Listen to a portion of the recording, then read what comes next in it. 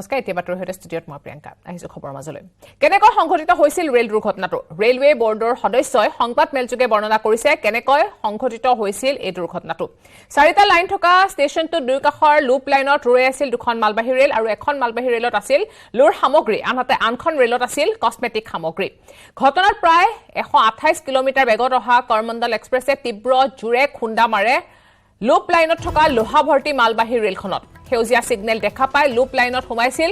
Coromandel express ফলত তীব্ৰ গতিত আহি থকা কৰমণ্ডল এক্সপ্ৰেছে মালবাহী ৰেলখনত খুন্দিবাৰ ফলতে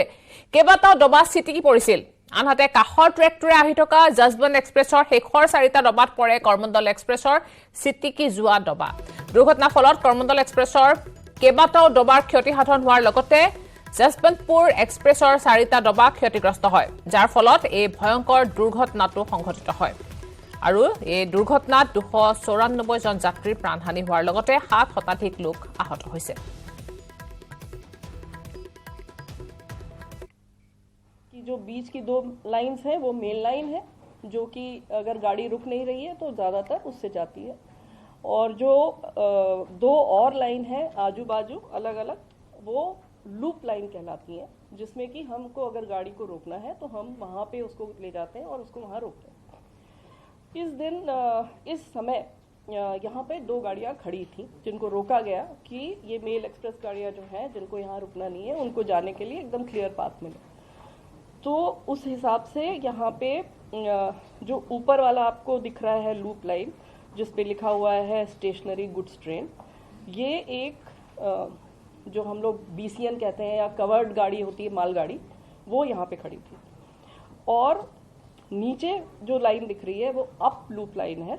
वो अप लूप लाइन में एक और गुड्स ट्रेन रोक दी गई थी जिससे कि मेल एक्सप्रेस के लिए क्लियर पाथ मिल जाए वो गुड्स गाड़ी थी एक आयरन ओर से लदी हुई गुड्स ट्रेन ये दोनों गाड़ियाँ यहाँ पे खड़ी कर दी गई थी और जिससे कि मेन लाइन का रूट सेट कर दिया गया था चेन्नई की तरफ से आ रही थी यशवंतपुर एक्सप्रेस जो कि एक्चुअली बैंगलोर से आ रही थी डायरेक्शन सेम है बैंगलोर से आ रही थी हावड़ा जा रही थी ये गाड़ी कुछ सेकंड पहले आ रही थी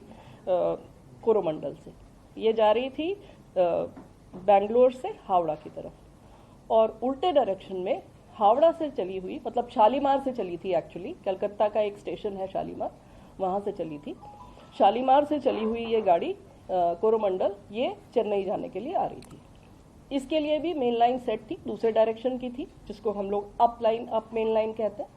उस लाइन का डायरेक्शन सेट था रूट सेट था हर तरह से सिग्नल सेट थे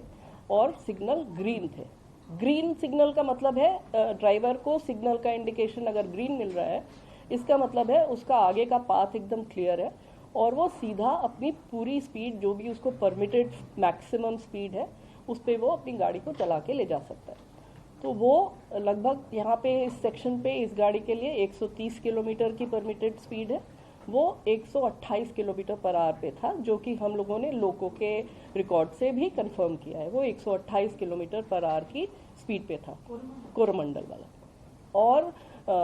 दूसरी डायरेक्शन से यशवंतपुर जो आ रही थी वो भी 126 पे थी वो भी 130 पे परमिटेड है वो भी 126 किलोमीटर पर आवर पे थी इनके सबके लोगों के डेटा से हम लोगों ने ये कंफर्म भी कर लिया है कि ये स्पीड थी गाड़ियों की जो कि उनकी परमिटेड स्पीड के अंदर थी लिमिट पे थी तो ओवर स्पीडिंग की कोई बात नहीं थी सिग्नल एकदम जो उसको दिख रहा था ग्रीन था और उसको सीधा जाना था किसी कारणवश जो कारण अभी इन्वेस्टिगेशन में है और मंत्री जी जैसा आप लोग देख ही रहे हैं कि मंत्री जी पिछले 36 घंटे से उसी साइट पे और वो वहाँ से हिल नहीं रहे हैं वहाँ पे वो रेस्टोरेशन इन्वेस्टिगेशन रिलीफ और जितने भी लोग हॉस्पिटल में भी हैं उनसे भी जाके मिल रहे हैं तो he is doing everything from there and he is leading from the front so उन्होंने अभी जानकारी दी है कि प्रिलिमिनरी फाइंडिंग से ऐसा लगता है कि सिग्नलिंग में कोई परेशानी पाई गई लेकिन वो भी प्रिलिमिनरी जानकारी है हमारे जो कमिश्नर ऑफ रेलवे सेफ्टी हैं उनकी जांच चल रही है इसलिए उनकी जांच कंप्लीट हुए बिना हम लोग कुछ भी नहीं शेयर कर सकते हैं अभी डिटेल में क्योंकि जो भी हम कहेंगे अगर वो गलत हो गया तो फिर वो ठीक नहीं होगा इसलिए हम भी अभी इंतज़ार कर रहे हैं कि वो अपनी फाइंडिंग्स हमें कंप्लीट डिटेल्ड फाइंडिंग्स हमें बताएं, जिससे कि हम लोग पता कर सकें कि क्या कारण था जिसकी वजह से ये दुर्घटना हुई। दुर्घटना सिर्फ कोरोमंडल एक्सप्रेस की हुई है। ये भी एक चीज़ है जो कि सबको समझने की आवश्यकता है कि यहाँ पे 3 इंजन भिड़ गए और बहुत सी मल्टीपल ट्रेन्स जो है वो आपस में टकरा गई, कैसे सब एक ही रास्ते में थी। ये इस तरह की गलत इन्फॉर्मेशन या गलत समझ फ्लोट अराउंड कर रही है। तो उसको क्लैरिफाई करने के लिए मैं दोबारा ये बताना चाहती हूँ कि सिर्फ एक ट्रेन क्षतिग्रस्त हुई, एक ट्रेन का एक्सीडेंट हुआ जो कि कोरोमंडल थी। उस ट्रेन किसी कारण, जिस भी कारण के वजह से, जिसको हमें पता चलेगी अभी डिटेल में कि क्या कारण था, वो जो एक्सीडेंट ग्रस्त हुई और अप लूप लाइन में जो आयरन ओर की ट्रेन खड़ी हुई थी, जो मैंने आपको बताई मालगाड़ी, उससे टकराई। उसके ऊपर उसका इंजन चला गया, उसके कुछ कोचेस चले गए और ये इतना तेज इम्पैक्ट था। वो बेसिकली इसलिए था क्योंकि ट्रेन अपनी फुल स्पीड पे थी। 128 kmph पे मामूली चीज़ नहीं है। और दूसरी इशू ये था कि वो एक आयरन ओर की ट्रेन थी जो कि बहुत ही भारी ट्रेन होती है। तो वो सारा इम्पैक्ट जो है, कोलिजन का इम्पैक्ट, अगर आप लोग किसी भी टेक्निकल कोलिजन एक्सपर्ट से भी पूछेंगे,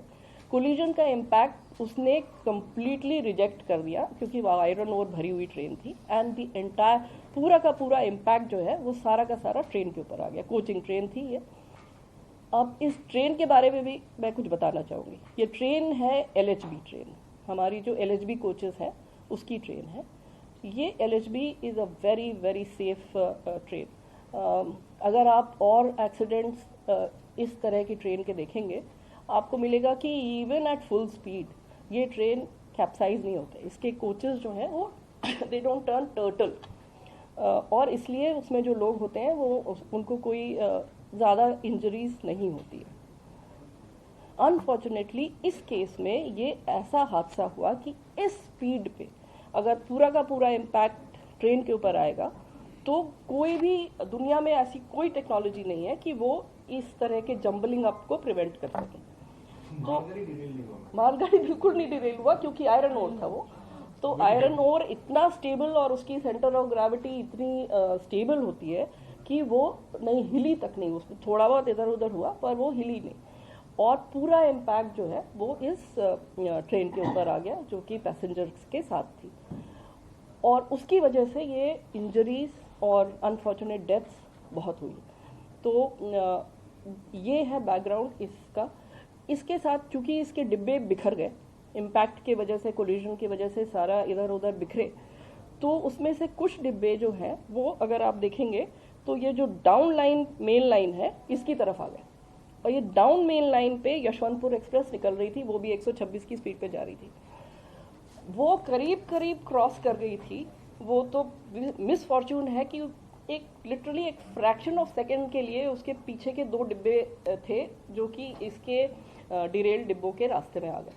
और इन डिरेल डिब्बों के इम्पैक्ट से उसके आखिरी 2 डिब्बे वो भी डिरेल होके, यशवंतपुर एक्सप्रेस के, वो भी डिरेल होके दूसरी तरफ फिक गए। तो ये सारा इतनी स्पीड में और इतने मोमेंटम में था